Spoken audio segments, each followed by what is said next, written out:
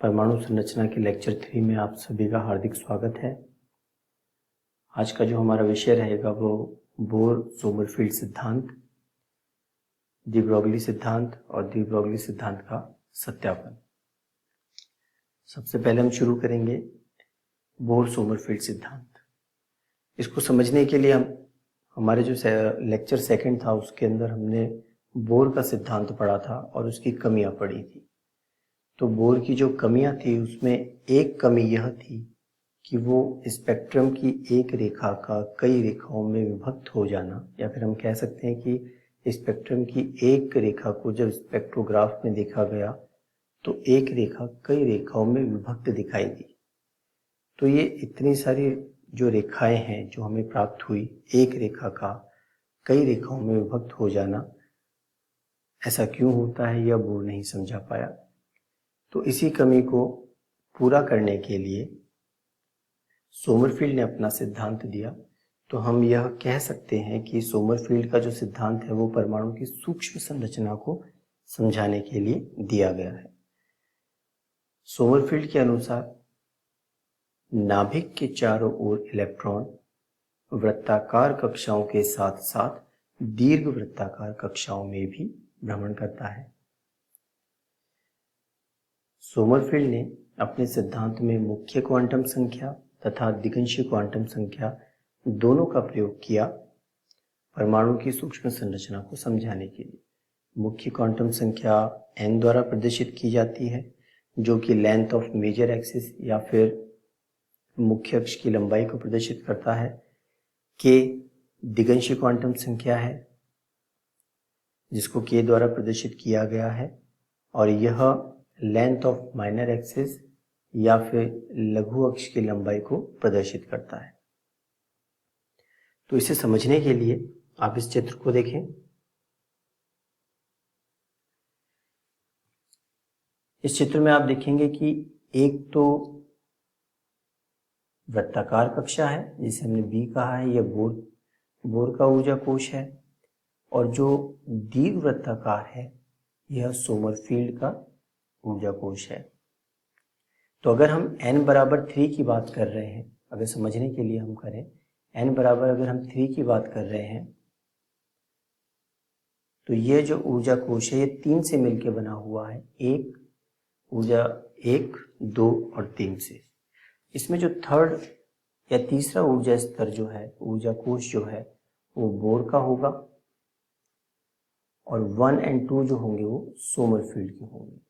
यानी सिंपल सा तरीका आप ये ध्यान रखें कि अगर जिस भी ऊर्जा कोश की बात की जाए, n इक्वल टू अगर पांचवें ऊर्जा कोश की बात की जाए तो इन n बराबर 5 के लिए 4 तो सोमरफेल्ड के दीर्घ वृत्ताकार को ऊर्जा कोश होंगे और 1 होगा बोर का वृत्ताकार।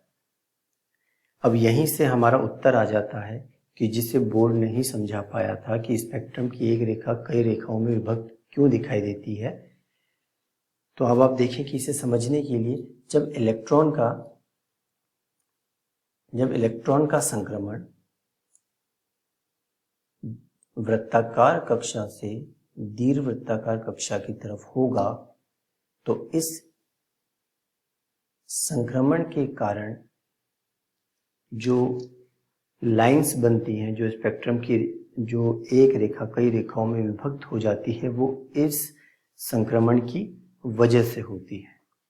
तो हम ये कह सकते हैं कि सोमरफेल्ड के सिद्धांत ने एक महत्वपूर्ण बात यह कही कि जो n बराबर 1, 2, 3 की जो हम बात करते हैं ऊर्जा कोश की, उसके अतिरिक्त भी परमाणु के अंदर छोटे ऊर्जा कोश होते हैं जिसमें निरंतर इलेक्ट्रॉन ट्रांजिशन करता है, संक्रमण करता है, और उसी की वजह से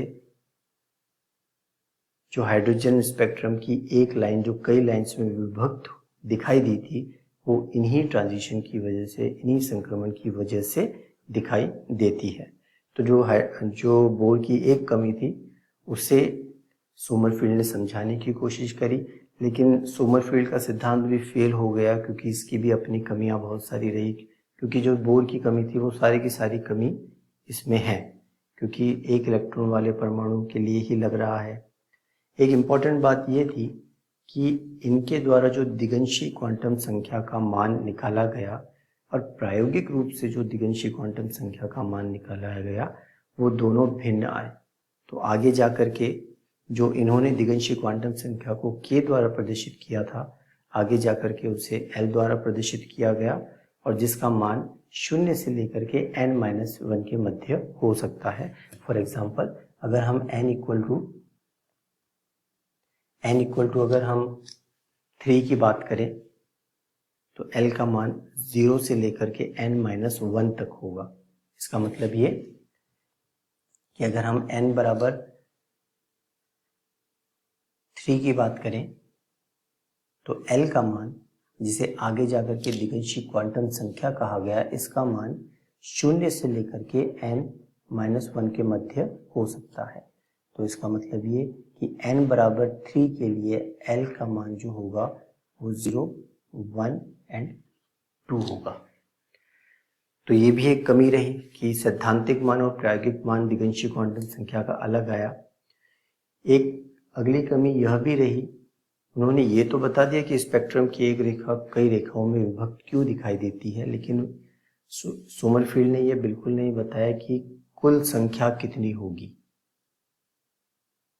तो ये भी एक बहुत बड़ी कमी थी सोमरफील्ड सिद्धांत की। फिर भी सोमरफील्ड का सिद्धांत ने एक महत्वपूर्ण बात ये कह दी कि ऊर्जा कोश जो है उसी के अंदर छोटे ऊर्जा स्तर भी होते हैं जिनमें निरंतर इलेक्ट्रॉन ट्रांजिशन करता है और इसी की वजह से इलेक्ट्रॉन इसी के संगत हमें स्पेक्ट्रम की रेखाएं प्राप्त होती हैं।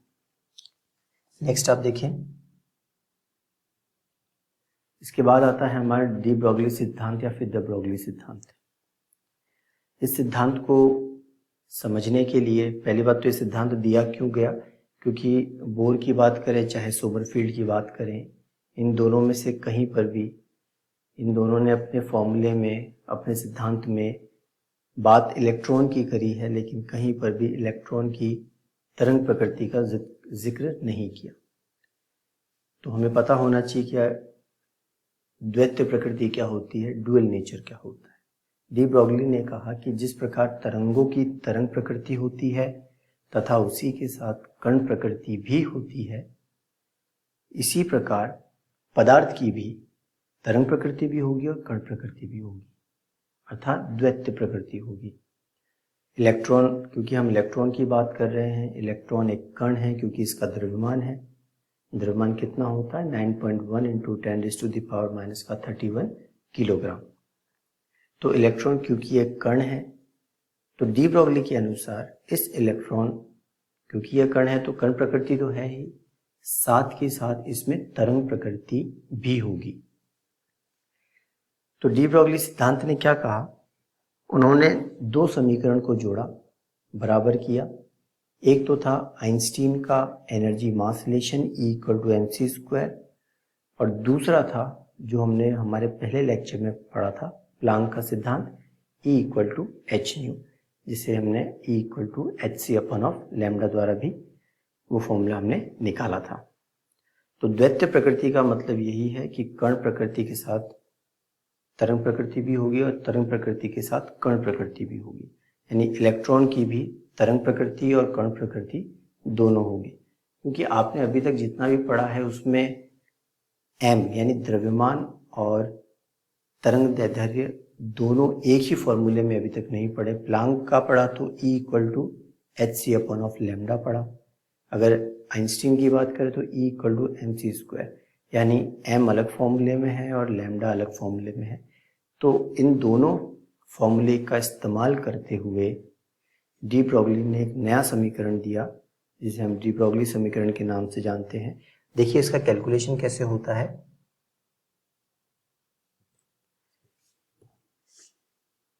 आइंस्टीन का जो एनर्जी मास रिलेशन है वो है E=mc²।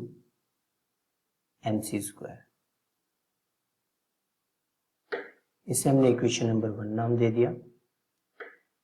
और प्लांक का जो सिद्धांत हमने पढ़ा था उसके अनुसार E=hc/λ होता है। ये हो गया इक्वेशन नंबर 2। देखिए m इलेक्ट्रॉन का द्रव्यमान है, c प्रकाश का वेग है, h प्लैंक स्थिरांक है और लैम्डा उस इलेक्ट्रॉन के साथ जुड़ी हुई तरंग की तरंगदैर्ध्य का मान है। तो सारी चीजें आपको पता है। इन दोनों को डी ब्रॉगली ने समान इक्वल कर दिया, यानी इक्वेशन 1 इक्वल टू इक्वेशन 2। तो हम ये देख सकते हैं कि m c square is equal to h c upon of lambda. एक c से एक c कट जाता है तो हमें मिलता है m c is equal to h upon of lambda, या फिर हम कह सकते हैं lambda equal to h upon of m c। ये जो समीकरण है आपका, ये कहलाता है डी ब्रॉगली समीकरण। देखिए lambda equal to h upon of M C, h upon of M C का प्रयोग तब होगा जब हम फोटोन की बात कर रहे हैं। फोटोन की बात करें, हम प्रकाश की बात कर रहे हैं। प्रकाशीय ऊर्जा की जब बात होती है तब हम c का इस्तेमाल करेंगे, एम सी, क्योंकि प्रकाश का वेग, c क्या है, प्रकाश का वेग है। तो जब हम प्रकाश की बात कर रहे हैं, फोटोन की बात कर रहे हैं, उसकी ऊर्जा की बात कर रहे हैं, उससे जुड़ी हुई तरंग की तरंगदैर्ध्य की बात कर रहे हैं, तो हम mc लिखेंगे। और यदि हम एक ऐसा कण जिसका वेग प्रकाश के वेग के बराबर नहीं है उसकी बात कर रहे हैं, तो फॉर्मूला जो है वो हो जाएगा lambda is equal to h upon of M V. ये दोनों इंपॉर्टेंट है।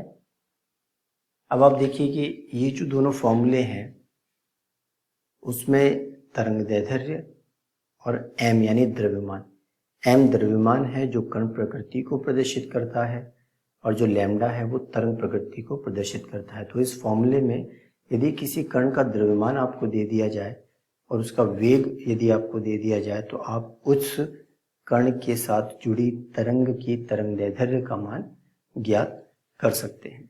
यानी डी ब्रॉगली के अनुसार इलेक्ट्रॉन क्योंकि निरंतर गतिमान है, तो उस इलेक्ट्रॉन की, क्योंकि कण प्रकृति तो है ही, तो उसी इलेक्ट्रॉन के साथ एक तरंग भी जुड़ी हुई होगी।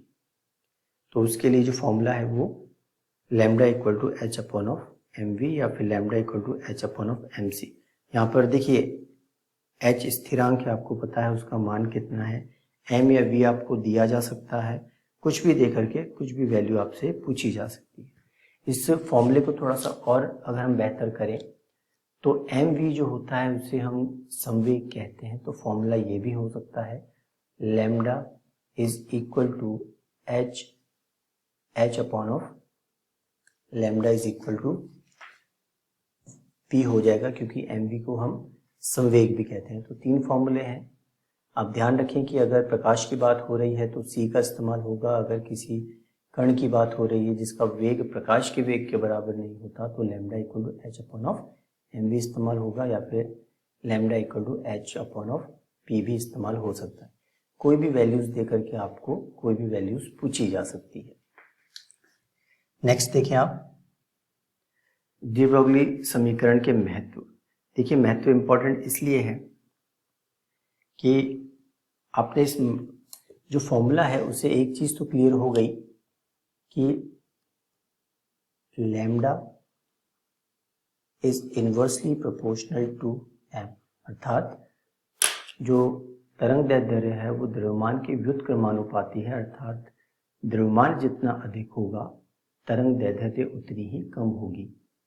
उदाहरण के तौर पे हम एक इलेक्ट्रॉन की बात करें और उसी की तुलना में हम एक कार की बात करें, ट्रक की बात करें या हवाई जहाज की बात करें, तो इलेक्ट्रॉन क्योंकि सूक्ष्म कण है तो उसके साथ जुड़ी तरंग की तरंगदैर्ध्य का मान थोड़ा अधिक होगा।